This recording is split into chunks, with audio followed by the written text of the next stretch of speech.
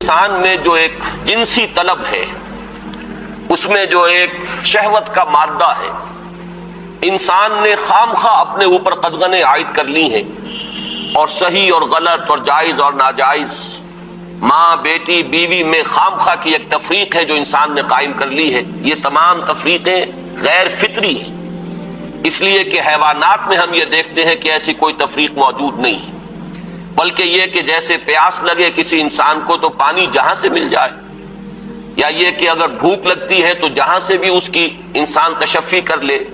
اسی طور سے یہ بھی ایک انسان کی طبعی خواہش ہے، جیسے وہ ابھرے ویسے ہی اس کو جس طور سے بھی موقع ملے اس کی تسکین حاصل کر لینی چاہیے۔ یہ دو اصل میں فلسفیانہ نقطہ نظر، اور جیسا کہ میں نے عرض کیا خاص طور پر ادب کے میدان سے، لٹریچر کے میدان سے، خاص طور پر افسانوی انداز میں، ناولوں کے انداز میں، ڈراموں کے انداز میں یہ فکر پھیلایا گیا۔ یہ فکر ہے کہ جس نے مغرب کی تہذیب کا جو یہ سماجی عنصر ہے، اسے واقعتاً یہ ہے کہ ایک سنڈاس بنا کر رکھ دیا ہے۔ جیسا کہ میں نے عرض کیا کہ ویسے تو پورے یورپ میں، اور اسی کا عکس ہے اس وقت پوری دنیا میں، اس تہذیب کے اثرات موجود ہیں، لیکن یہ کہ درجات ہیں۔ تو درجے کے اعتبار سے دیکھا جائے تو غالباً برطانیہ کا معاشرہ اور اس کے ساتھ یہ اسکینڈینیوین کنٹریز جو ہیں، یہ اس معاملے میں اس وقت پوری نوع انسانی کے امام شمار کیے جا سکتے ہیں۔ مجھے چونکہ امریکہ بھی جانے کا اتفاق ہوتا رہتا ہے، تو میں نے یہ محسوس کیا کہ امریکی معاشرہ ابھی اس اعتبار سے بہت پیچھے ہے۔ یورپ کو اس میں پیش قدمی کا اور امامت کا شرف حاصل ہو چکا ہے، اور خاص طور پر یورپ میں بھی یہ تین ممالک جو ہیں یہ بہت آگے نکل گئے ہیں۔ چنانچہ شرم اور حیا نام کی کسی شے کا کوئی وجود وہاں نہیں ہے، عصمت و عفت کا کوئی تصور موجود نہیں ہے۔ معلوم ہوتا ہے کہ یہ چیزیں انسان کی لغت کی میں سے خارج ہو چکی ہیں، اس کے سوچ کے دائرے سے باہر ہو چکی ہیں۔ اور اسی کا سب سے بڑا مظہر یہ ہے کہ آپ کو معلوم ہوگا کہ برطانیہ میں بھی یہ قانون منظور ہو چکا ہے، اور اسکینڈینیوین کنٹریز میں بھی، کہ دو مردوں کی شادی بھی ہو سکتی ہے۔ دو مرد لیگلی، قانونی طور پر شوہر اور بیوی کی حیثیت سے رہ سکتے ہیں، قانون انہیں تسلیم کرے گا یہ شوہر ہے اور یہ بیوی ہے۔ اب اس درجے پرورشن، اس درجے فطرت انسانی کا مسخ ہو جانا، یہ چیز کہ جو ناقابل قیاس ہے، لیکن یہ کہ بالفعل دنیا کے اندر یہ موجود ہے۔ اور پچھلے دنوں جب مجھے اتفاق ہوا جانے کا سویڈن، تو وہاں معلوم ہوا کہ ایک پاکستانی بھی ہیں، ایک سرحد کے رہنے والے صاحب، جنہوں نے کہ ایک لڑکے سے وہاں شادی کی ہوئی ہے، اور قانونی اعتبار سے وہ میاں اور بیوی کی حیثیت سے وہاں مسلم طور پر زندگی گزار رہے ہیں۔ یہ جو معاملہ ہے، مجھے زیادہ صدمہ جس بات کا ہوا وہ اس پہلو سے کہ اس معاشرے کی جو اچیومنٹس ہیں، جو انہوں نے خوبیاں حاصل کی ہیں، ہمارا معاشرہ جو ہے ان کے بارے میں تو سوچنے کو بھی تیار نہیں۔ مثلاً یہ کہ سیاسی سطح پر مساوات، معاشی کفالت کا اصول، کہ کوئی شخص وہاں بھوکا نہیں رہ سکتا، ہر شخص کی گویا کہ کفالت جو ہے وہ ریاست کے ذمے ہے۔ وہ باتیں جو اسلام نے دی تھی، جو حضرت عمر فاروق رضی اللہ تعالیٰ عنہ کے قول منسوب ہے کہ اگر دجلہ و فرات کے کنارے کوئی کتا بھی بھوکا پیاسا مر گیا تو عمر قیامت کے دن ذمہ دار ہوگا۔ یہ نقشہ واقعہ ہے، تسلیم کرنا پڑتا ہے کہ ان لوگوں نے اس چیز کو آج کی دنیا میں بالفعل حاصل کر کے دکھایا ہے۔ سماجی مساوات کا یہ عالم کہ اگر کوئی فائنینس منسٹر، اسے بھی اگر اپنا چیک کیش کرانا ہے تو وہ بھی بینک میں اسی طرح لائن میں لگتا ہے جیسے کوئی عام شہری لگتا ہے۔ یہ سماجی مساوات کہ غریب سے غریب آدمی بھی وہاں پر جو بھی ہے، چاہے وہ ویلفیئر پر زندگی گزار رہا ہو، وہ خود معذور ہو چکا ہو، اور صرف اسے حکومت کی طرف سے جو ہے سہولتیں حاصل ہو، لیکن اس کا بچہ بھی اگر بیمار ہوگا تو اسے وہی علاج میسر آئے گا جو وہاں کسی کروڑ پتی کے بچے کو علاج میسر آئے گا، اور اس کے بچے کو بھی وہی تعلیم ملے گی جو کسی منسٹر کے بچے کو تعلیم حاصل ہو سکے۔ یہ چیزیں جو ان کے ہاں اچھی ہیں فی الواقع، جو اصلاً تو ہماری تھی، لیکن یہ ہے کہ اس وقت اگر ہمیں وہاں پر یہ چیزیں نظر آتی ہیں تو مجھے تو وہی احساس ہوا تھا کہ کتابیں اپنے آبا کی یہ موتی علم و حکمت کے جو دیکھیں، ان کو یورپ میں تو دل ہوتا ہے سی پارا، چیزیں ہماری تھیں لیکن یہ انہوں نے کر کے دکھائیں۔ بدقسمتی ہماری یہ ہے کہ ان چیزوں کے بارے میں تو ابھی ہمارے ہاں کوئی سوچ نہیں، ادھر پیش قدمی کا کوئی امکان نہیں۔ ہم سینکڑوں کوس دور ہیں اس سے کہ اس قسم کے کوئی ہم معاشرتی ارتقاء جو ہے اس کے بارے میں سوچ بھی سکیں. لیکن جو ان کی گندگی ہے جس نے کہ ان کو تباہ کر کے رکھ دیا ہے، خاندانی نظام ٹوٹ پھوٹ کر رہ گیا ہے. جیسا کہ میں نے عرض کیا کہ شرم اور حیا جو ہے وہ ان کی لغت سے خارج ہو چکے ہیں، عصمت و عفت کے الفاظ بے معنی ہو چکے ہیں. یہ وہ گندگیاں ہیں کہ جن کو اپنے اس معاشرے کے اندر لانے کے لیے ہمارے ہاں ایک طبقہ ہے کہ جو پورے طور پر فعال ہے، اگرچہ عددی اعتبار سے اس کی کوئی حیثیت نہیں، وہ ایک بہت ہی حقیر اقلیت ہے، لیکن معنوی حیثیت ہے. اخبارات میں ان کے مضامین چھپتے ہیں، وہ دانشور شمار ہوتے ہیں، سرکاری حلقے جو ہیں وہ ان کو سپورٹ کرتے ہیں، ذرائع ابلاغ جو ہے ان تک ان کی رسائی ہے. لہذا اس معاشرے میں تیزی کے ساتھ یہ چیزیں جو ہیں وہ سرایت کرتی چلی جا رہی ہیں. بہرحال اس تمہید کے بعد اصلاً مجھے جس موضوع پر گفتگو کرنی ہے میں اس کی طرف آ رہا ہوں. میں جہاں تک پردہ اور زنا کے استئصال کے لیے جو دوسری تدابیر اسلام نے اختیار کی ہیں، جہاں تک اس کا تعلق ہے اس پر انشاءاللہ علیحدہ کسی موقع پر تقریر کروں گا. آج کے لیے میں نے طے کیا ہے کہ صرف اس مسئلے کو اچھی طرح ہم تھریش کریں، دیکھیں کہ واقعتاً نظریہ مساوات مرد و زن اس میں کوئی حصہ درست ہے یا نہیں ہے، تو کون سا ہے. ہمارے سامنے کسوٹی اور معیار جو ہے وہ اللہ کی کتاب ہے اور اس کے رسول صلی اللہ علیہ وسلم کی سنت ہے. ہمیں ان دونوں چیزوں کے حوالے سے دیکھنا ہے کہ اس نظریے میں صداقت کا ایلیمنٹ کتنا ہے اور دھوکہ اور فریب کا حصہ کتنا ہے. میں سب سے پہلے تو یہ عرض کروں گا کہ اسلام بھی دو سطحوں پر عورتوں اور مردوں کے درمیان کامل مساوات کا قائل ہے، لیکن ایک تیسری سطح وہ ہے کہ جس پر وہ ایک فرق کرتا ہے، درجہ بندی کرتا ہے. ان دونوں کو علیحدہ علیحدہ سمجھ لینا چاہیے. پہلی سطح جس پر کہ اسلام عورت اور مرد کے درمیان کامل مساوات کا قائل ہے وہ شرف انسانیت ہے. مرد بھی انسان ہے، عورت بھی انسان ہے. جو شرف انسانیت ہے اس میں مرد اور عورت برابر کے شریک ہیں. اگر کسی کے ذہن میں یہ تصور ہے کہ عورت کا وجود ایک گھٹیا وجود ہے، عورت ایک کمتر وجود کی حامل ہے، تو یہ خالص غیر قرآنی اور غیر اسلامی نقطہ نظر ہے. بدقسمتی سے بعض دوسرے معاشروں کے اثرات ہمارے ذہنوں میں بھی آ گئے ہیں. خود عیسائی معاشرے کا بنیادی تصور یہ تھا کہ عورت ہے ہی گناہ کی گٹھڑی، مجسم برائی. یہ ایو سے ایول کا لفظ بنا ہے. حضرت حوا کے لیے ان کے ہاں لفظ ایو ہے، اور ایو سے ایول ہے. ایول برائی کو کہتے ہیں، یعنی یہ کہ عورت کا تو سارا وجود ہی سرتاسر برائی ہے. یہ چیزیں کچھ مختلف ذرائع سے ہمارے ذہنوں میں بھی آئی ہیں.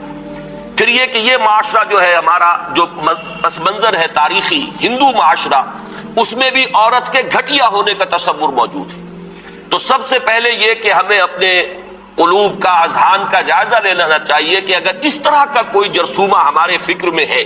تو یہ خالص غیر قرآنی، غیر اسلامی ہے. شرف آدمیت جس کا نام ہے اس میں عورت اور مرد برابر اور مساوی طور پر شریک ہیں. میں نے اس کے ضمن میں آپ کے سامنے ایک تو آیہ مبارکہ پڑھی ہے سورہ نساء کی. آپ کو معلوم ہے کہ معاشرتی مسائل پر قرآن مجید کی جامع ترین سورت سورہ نساء ہے. اس کا آغاز ہی اس سے ہوتا ہے کہ یا ایھا الناس، اے لوگو، اتقوا ربکم الذی خلقکم من نفس واحدۃ وخلق منها زوجها وبث منہما رجالا کثیرا ونساء. اے لوگو، اپنے اس رب کا تقوی اختیار کرو جس نے تمہیں ایک انسانی جان سے پیدا کیا، اسی سے اس کا جوڑا بنایا، اور ان دونوں سے کثیر تعداد میں مردوں اور عورتوں کو زمین میں پھیلا دیا. گویا کہ پوری نوع انسانی ایک انسانی جوڑے کی نسل ہے. آدم اور حوا علیہ السلام انہی کی اولاد ہیں تمام انسان. اس پہلو سے تمام انسان بھی برابر ہیں، اگرچہ نسلیں ان کے اندر وجود میں آ گئی ہیں، اگرچہ شکلیں مختلف ہو گئی ہیں، رنگتیں ان کی تبدیل ہو گئی ہیں، ایک دوسرے سے بہت مختلف ہو گئی ہیں، لیکن یہ کہ تمام شعوب و قبائل کا فرق ہو یا لونی یا لسانی فرق ہو، ان سب کی کوئی حقیقت اس اعتبار سے نہیں ہے کہ کوئی ان میں اونچا ہو جائے کوئی نیچا ہو جائے. کلکم بنو آدم و آدم من تراب، تم سب کے سب جو ہو آدم کی نسل سے ہو اور آدم مٹی سے بنائے گئے تھے. لا فضل لعربی علی عجمی ولا لعجمی علی عربی ولا لاحمر علی اسود ولا لاسود علی احمر الا بالتقوی. یہ معاملہ جہاں عربی اور عجمی اور کالے اور گورے کے مابین ہے، وہیں مرد اور عورت کے مابین بھی. ایک ہی انسانی نسل، اور آج بھی آپ دیکھیے آدم و حوا سے آگے گزر کر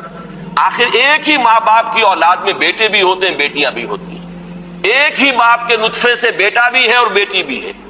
ایک ہی ماں کے بطن سے بیٹی کی بھی ولادت ہو رہی ہے اور بیٹے کی بھی ہو رہی ہے۔ تو کوئی فرق و امتیاز ان کے مابین اس پہلو سے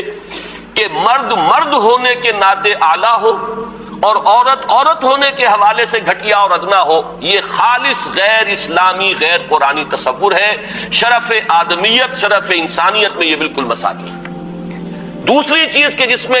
اسلام پوری مساوات تسلیم کرتا ہے وہ ہے نیکی کا میدان، خیر کا میدان، اخلاق کا میدان، روحانیت کا میدان۔ اس میں بھی دونوں برابر ہیں، ان میں کوئی تفریق نہیں، کسی پہلو سے کوئی فرق نہیں۔ میں نے اس کے ضمن میں ایک طویل آیت قرآن مجید کی آپ کو پڑھ کر سنائی ہے،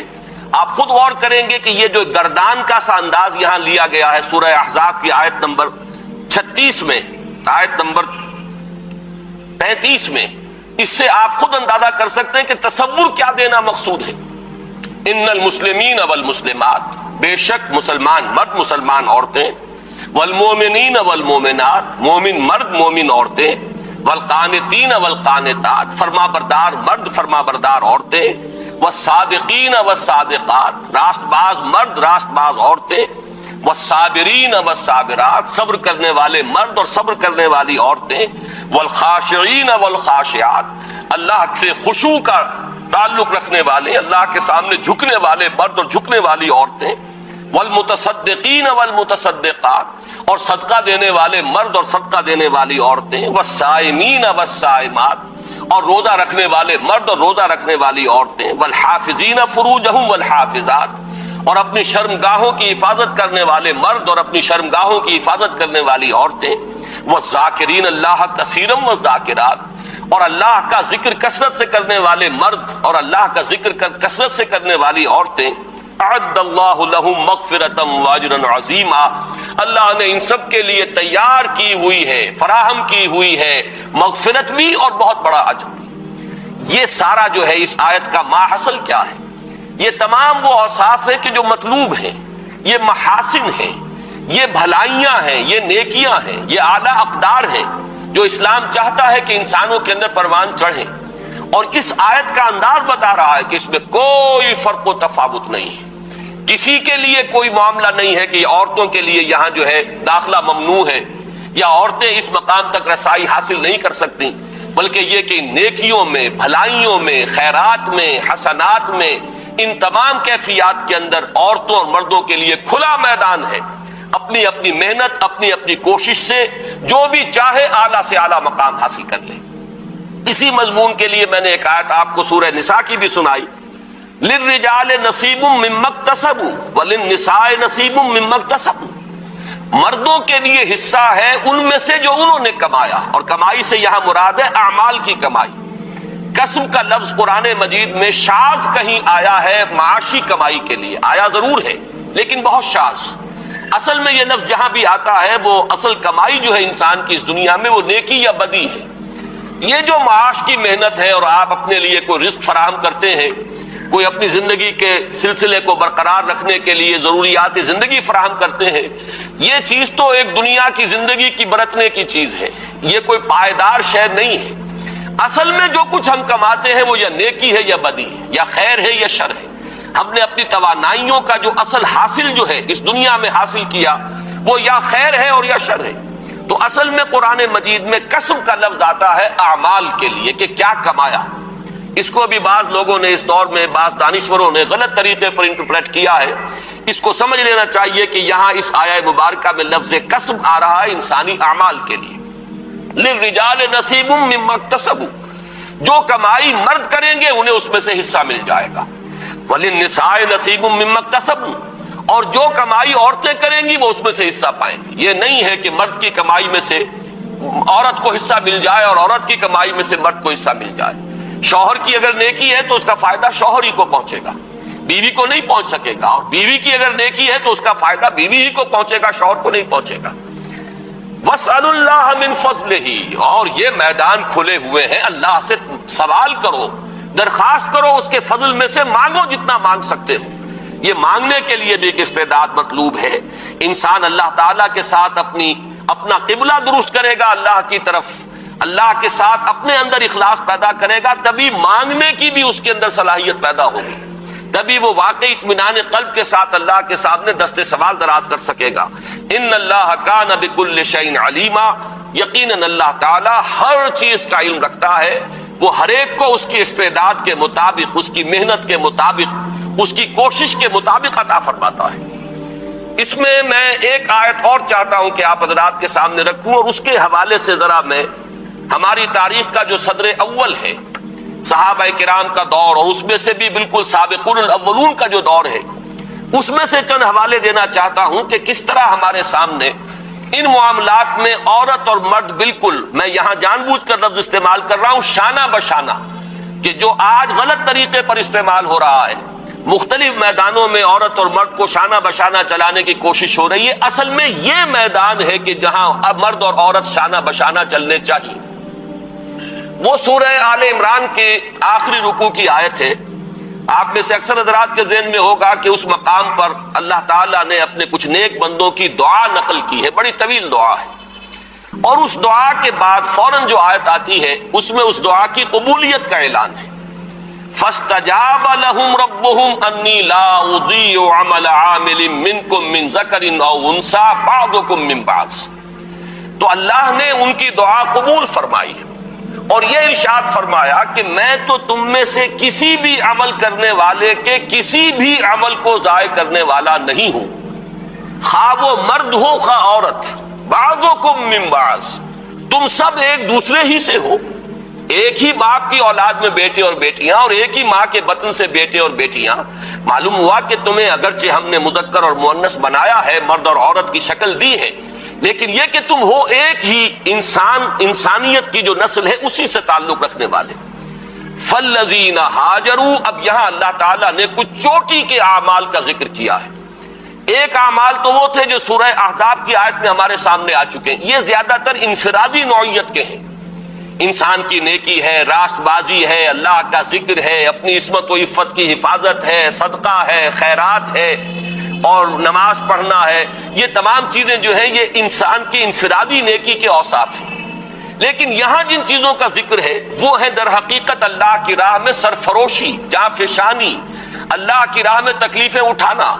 فالذین ہاجروا واخرجوا من دیارہم واوذوا فی سبیلی وقاتلوا وقتلوا، تو جن لوگوں نے اللہ کی راہ میں ہجرت کی، جو اپنے گھروں سے نکال دیے گئے، جنہیں میری راہ میں ایذائیں پہنچائی گئیں، جنہوں نے اللہ کی راہ میں جنگ کی، اور جو قتل ہوئے، فرمایا کہ جن لوگوں کے اعمال اتنے بلند ہیں،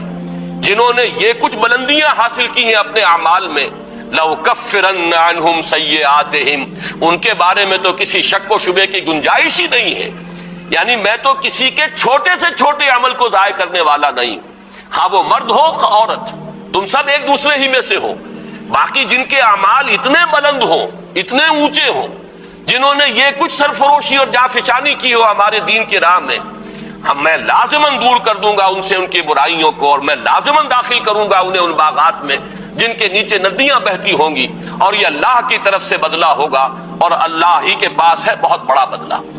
اب اس آیت کو سامنے رکھیے، اور میں یہ چاہتا ہوں کہ مردوں اور عورتوں کے درمیان اس پہلو سے جو مساوات سامنے آتی ہے تاریخ اسلامی کے صدر اول میں خاص طور پر، اس کی چند جو مثالیں ہیں وہ آپ کے سامنے آ جائیں. دیکھیے، آپ کو معلوم ہے کہ اگرچہ نبوت کا درجہ بہت بلند ہے، بہت اعلیٰ ہے، نبوت و رسالت ایک بہت بڑا منصب ہے، اور یہ بالکلیہ وہبی شے ہے، اکتسابی نہیں ہے. اب تو اس کا دروازہ مستقلاً بند ہو چکا محمد الرسول اللہ صلی اللہ علیہ وسلم کے بعد، لیکن یہ کہ آپ سے پہلے بھی اور آپ کے ضمن میں بھی یہ وہبی شے تھی، اکتسابی نہیں تھی. کوئی اپنی محنت سے نبوت حاصل نہیں کر سکتا تھا، بلکہ اللہ تعالیٰ جس کو چاہتا تھا منتخب فرماتا تھا. اب ان سے کمتر درجے جو ہیں ان میں صدیقیت ہے، شہادت ہے. جیسے کہ سورہ نساء کی آیت میں آیا ہے، اولئک مع الذین انعم اللہ علیہم من النبیین والصدیقین والشہداء والصالحین. اب میں آپ سے عرض کروں گا کہ جہاں تک مرتبہ صدیقیت کا تعلق ہے، اگرچہ اہل سنت کا یہ اجماعی عقیدہ ہے کہ حضرت ابوبکر صدیق صدیق اکبر ہے، سب سے بڑے صدیق، بلکہ یہ کہ تمام انسانوں میں انبیاء کے بعد افضل ترین شخصیت حضرت ابوبکر، لیکن واقعہ یہ ہے کہ جس مرتبہ و مقام پر مردوں میں حضرت ابوبکر صدیق ہے، صدیق اکبر، بالکل اسی مقام پر خواتین میں حضرت خدیجہ الکبریٰ ہے رضی اللہ تعالی عنہا، جو صدیقۃ الکبریٰ ہے۔ ان کے نام کے ساتھ یہ لفظ کبریٰ جو آیا ہے، اکثر لوگ جو ہے اس کو سمجھتے نہیں ہیں، کبریٰ اکبر کا مؤنث ہے،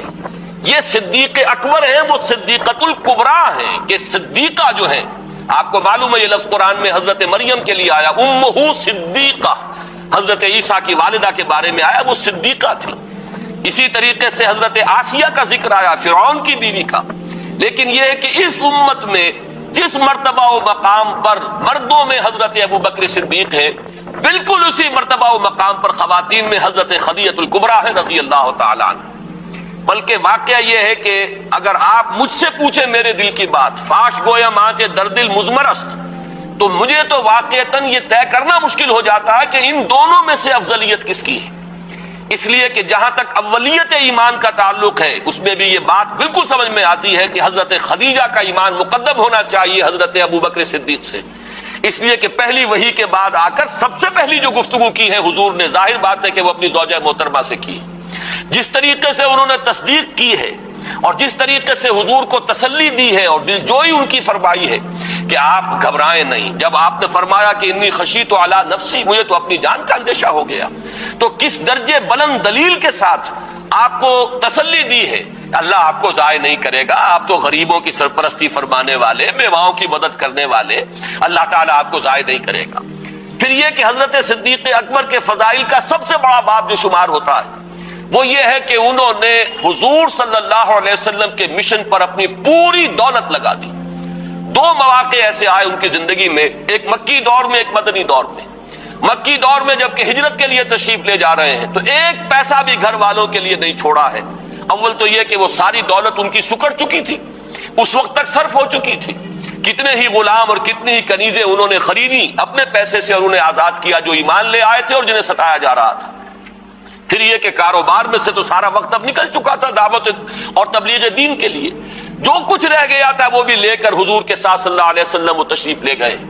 پھر یہ کہ آپ کو معلوم ہے غزوہ تبوک کے موقع پر ہوا ہے کہ جو کچھ گھر میں تھا جھاڑو پھیر کر لا کر حضور کی خدمت میں پیش کر دیا۔ لیکن آپ غور کیجئے کہ بعین ہی یہی مقام حضرت خدیجہ الکبریٰ کا ہے رضی اللہ تعالی عنہا، وہ متمول ترین خاتون جن سے نکاح کے بڑے بڑے سرداران قریش جو ہے وہ متمنی تھے، انہوں نے اپنی پوری دولت جس طرح قدموں میں ڈالی ہے محمد الرسول اللہ صلی اللہ علیہ وسلم کی، اور جس طرح ان کے ڈسپوزل پر رکھ دی ہے کہ جس طرح چاہیں صرف کرے، تو اس معاملے میں بھی واقعہ یہ ہے کہ یہ کہنا مشکل ہے کہ کس کا درجہ جو ہے وہ افضل ہے، کون اعلیٰ ہے، کون اس میں پیش قدمی لے گیا ہے۔ بس جیسے ایمان کے بارے میں ہم نے عافیت تلاش کی ہے کہ ہم اس طریقے سے کہہ کر اور اس میں آگے فیصلہ کرنے سے اپنے آپ کو بچا لیتے ہیں کہ عورتوں میں سب سے پہلے ایمان لانے والی حضرت خدیجہ، اور آزاد مردوں میں سب سے پہلے ایمان لانے والے حضرت ابوبکر، اور بچوں میں سب سے پہلے ایمان لانے والے حضرت علی، اور غلاموں کے طبقے میں سب سے پہلے ایمان لانے والے حضرت زید بن حارثہ۔ اسی طریقے سے یوں سمجھیے کہ ان دونوں میں اگر کوئی افضلیت کا فیصلہ ہم نہ کرنا چاہیں تو کہہ سکتے ہیں کہ مردوں میں صدیق اکبر حضرت ابوبکر ہے رضی اللہ تعالی عنہ، اور خواتین میں صدیقۃ الکبریٰ حضرت خدیجہ ہے رضی اللہ تعالی عنہ۔ اس سے آگے چلیے ہجرت کا معاملہ ہے۔ اب آپ دیکھیے کہ حضرت عثمان ہجرت فرما رہے ہیں حبشہ کی طرف، ان کی زوجہ محترمہ حضرت رقیہ ان کے ساتھ ہے، اور حضور نے فرمایا کہ یہ پہلا جوڑا ہے کہ جو اللہ کی راہ میں ہجرت کر رہا ہے، حضرت لوط اور ان کی اہلیہ کے بعد۔ وہ بھی جب اللہ کی راہ میں ہجرت کے لیے نکلے تھے تو اپنی وہ ایک انسانی جوڑا نکلا تھا، اور آج یہ عثمان اور ان کی اہلیہ حضور کے لخت جگر حضرت رقیہ، یہ دونوں میاں بیوی بھی اللہ کی راہ میں ہجرت کر رہے ہیں۔ پھر اسی موقع پر ہمیں معلوم ہوتا ہے کہ حضرت ام حبیبہ رضی اللہ تعالی عنہ انہوں نے بھی ہجرت کی، ان کا شوہر بھی مسلمان تھا، دونوں نے ہجرت کی۔ لیکن یہ کہ شوہر پر ایسی افتاد پڑی ہے حبشہ میں جانے کے بعد کہ وہ مرتد ہو گیا، عیسائی ہو گیا، شراب کا بہت زیادہ عادی تھا اور اسی کی وجہ سے اپنی عقل اور ہوش و خرد کو کھو گیا، اور چونکہ پھر حضرت ام حبیبہ وہاں بغیر شوہر کے رہ گئی، یہی وجہ ہے کہ حضور نے پھر پیغام بھجوایا ہے ان کی دلجوئی کے لیے، اس لیے کہ صاحبزادی کس کی ہے؟ ابو سفیان کی، وہ جو کہ قریش کے سردار ہیں۔ تو حضرت ام حبیبہ کا نکاح پھر حضرت نجاشی نے پڑھایا ہے اور اپنے پاس سے مہر ادا کیا ہے، اور یہ حضور صلی اللہ علیہ وسلم خود مدینے میں تھے، نکاح یہاں ہوا ہے، بعد میں وہ پہنچی ہے مدینہ منورہ۔ تو میں اس وقت صرف یہ بتانا چاہ رہا ہوں کہ اللہ کی راہ میں ہجرت میں بھی مرد اور عورت ہمیں شانہ بشانہ نظر آ رہے ہیں، اس میں بھی ان کی اچیومنٹس وہی ہے کہ جو مردوں کی۔ اوذو فی سبیلی کا معاملہ لیجئے تو حضرت سمیہ اور حضرت یاسر رضی اللہ تعالی عنہما شانہ بشانہ اس معاملے میں آپ کو نظر آئیں گے کہ جتنی ایذائیں ابو جہل نے پہنچائی ہیں حضرت یاسر کو، اتنی ہی ایذائیں جو ہے برداشت کی حضرت سمیہ نے۔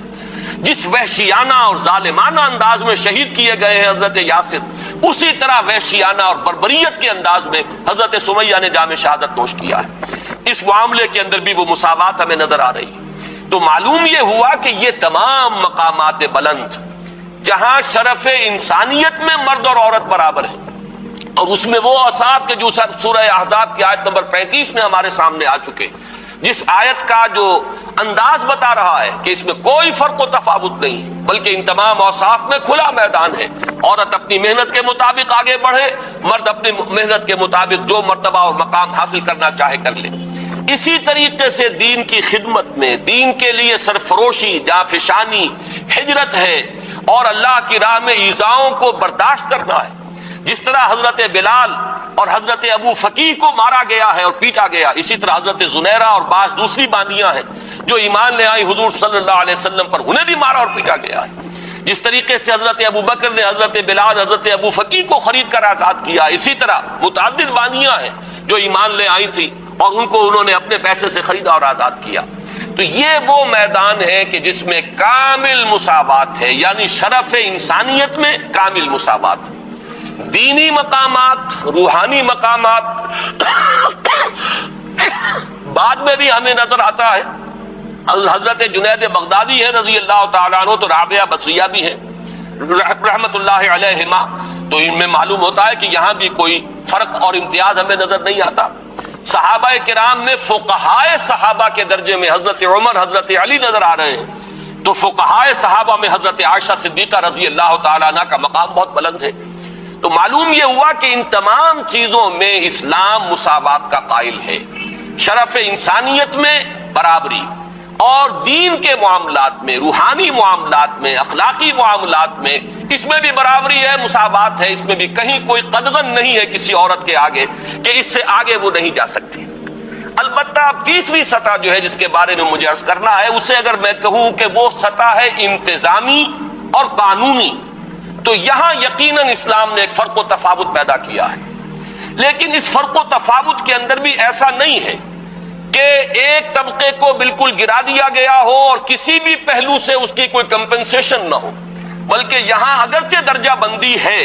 لیکن یہ کہ ایک توازن پیدا کیا گیا ہے۔ میں آج خاص طور پر اس نقطے کو واضح کرنا چاہتا ہوں کہ اگرچہ انتظامی اور قانونی اعتبار سے فرق و تفاوت ہے، درجہ بندی ہے، لیکن یہ کہ اسلام نے ایک نہایت حسین توازن پیدا کیا ہے اس میں، اور اس کے لیے یہ بات پہلے سمجھ لیجئے کہ اسلام چونکہ خاندان کے ادارے کو مضبوط کرنا چاہتا ہے،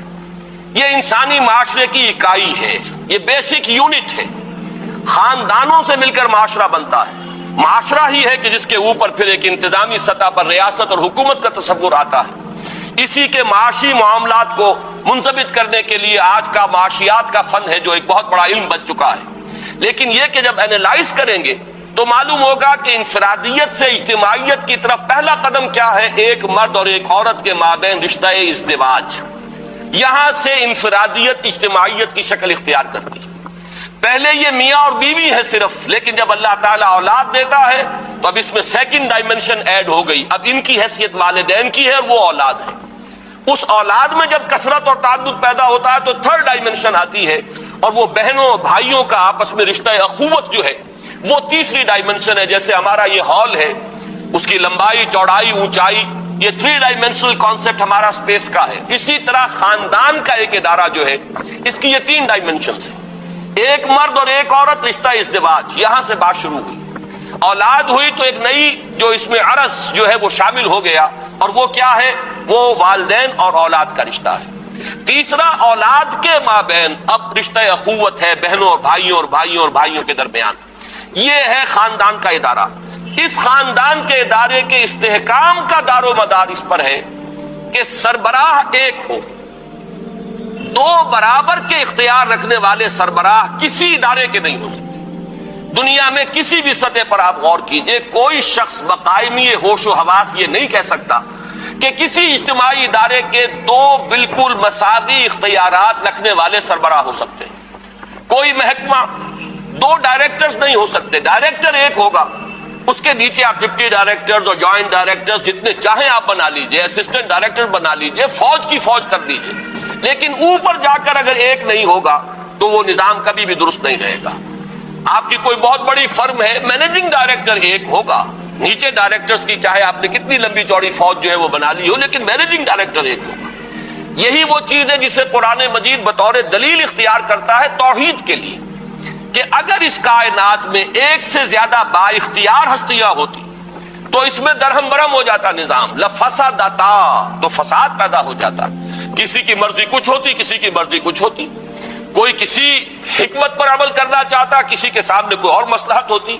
یہ حکمتوں اور مصلحتوں کا ٹکراؤ اور اختلاف رائے جو ہے اس کائنات کے اندر جو نظم نظر آ رہا ہے، اس میں جو محسوس ہوتا کہیں کوئی رکھنا نہیں ہے، تو یہ در حقیقت دلیل ہے اس کی کہ ایک ہی اختیار، ایک ہی ارادہ، ایک ہی فیصلہ جو ہے اس کائنات کے اندر کار فرما ہے. یہ توحید کی دلیل ہے کہ لو کان فیہما آلہۃ الا اللہ لفسدتا، اگر ان میں آسمانوں اور زمین میں اللہ کے سوا کوئی اور بھی الہ ہوتے تو ان میں فساد رونما ہو جاتا. بالکل وہی توحید ہے در حقیقت، اسی کا ایک عکس ہے جو اسلام خاندان کے ادارے میں چاہتا ہے کہ اس کا سربراہ ایک ہوگا اور وہ سربراہ مرد ہوگا.